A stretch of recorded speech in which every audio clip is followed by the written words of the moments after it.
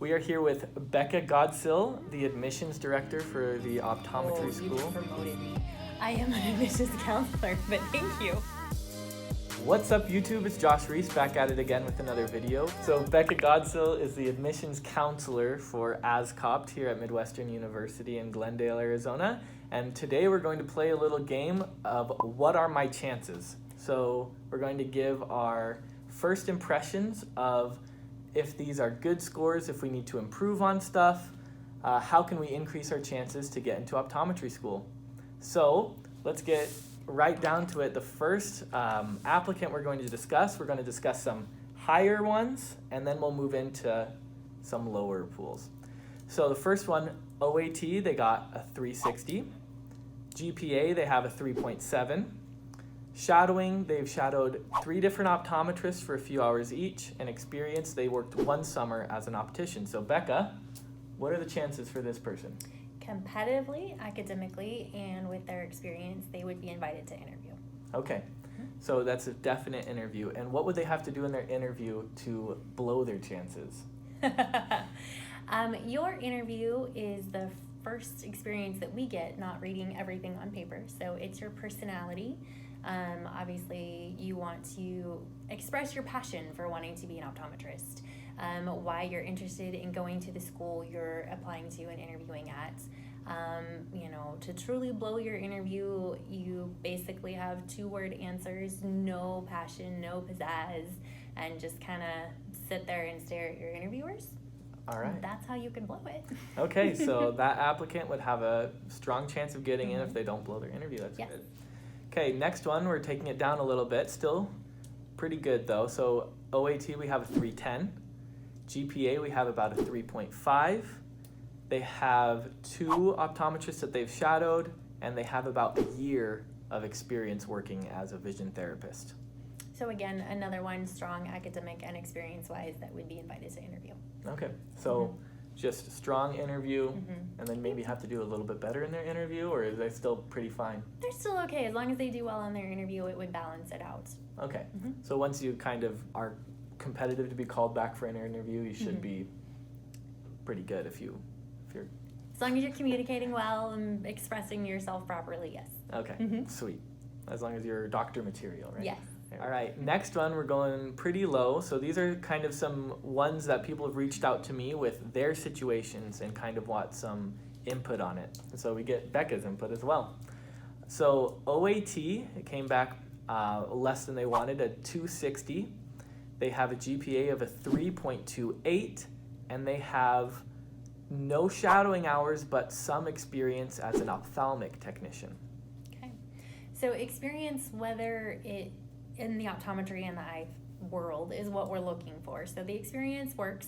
The GPA is there, but the OAT is probably below the cutoff we are looking for when we're reviewing applications. So I would do a recommendation for a retake on that OAT. Okay. You'd email the person, say that OAT is a little bit less than we'd want? They reach out and ask, yes.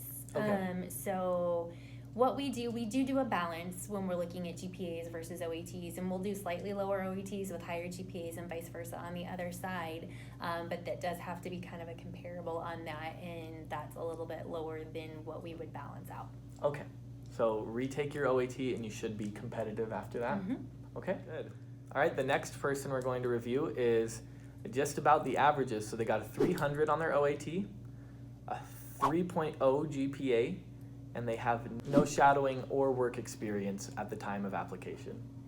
So as far as the academic side of that goes, the OAT, the GPA would more than likely get them an invite on that, but not having the experience will hurt them in the interview setting, because they wouldn't be able to talk about any experiences they've seen, why they want to be an optometrist. And if you want to be an optometrist, we hope that you've spent time observing that profession. And then if you can't, you haven't shadowed, you haven't worked, you can't get a letter of recommendation from an optometrist either. And in the case of AZCOPT, we wouldn't complete your application without that OD letter. So you'd get an interview if you had a good, strong recommendation from an optometrist, but it would hurt your chances in the interview? If you don't have experience to fall back on to even discuss. Okay, so you wouldn't even be considered without a recommendation from an optometrist. Mhm. Yeah, I know there's several schools that have on their website, we need at least this, or this, so that's good. And so what are your cutoffs? You said that meets the cutoffs for interview for GPA and OAT? So we don't, we have the minimums we look Okay, for. So a minimums. 275 science and overall minimum for the GPAs. And we don't technically have minimums out there for the OAT, but we do have a benchmark that we say we recommend at least a 300 in your total science and academic average sections. Okay, so as long as you're above the minimum and the recommended average of 300, those are, okay, that'll get you back. All right, so this next applicant did not take the OAT, and there's a lot of schools out there that look at other tests besides the OAT. So we got this one, a GRE percentile of 55%, a GPA of 3.2.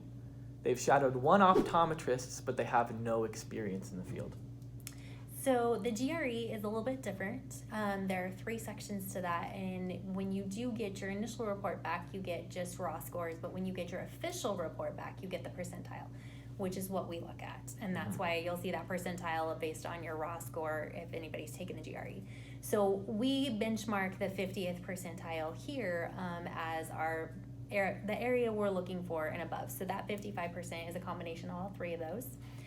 With a 3.2, academically, you've met what we're looking for to invite for interview, and then at least one shadowing experience means that you've taken the time to look into the profession and hopefully got a nice letter of recommendation, so you would more than likely be invited to interview at that point. Okay, good to know.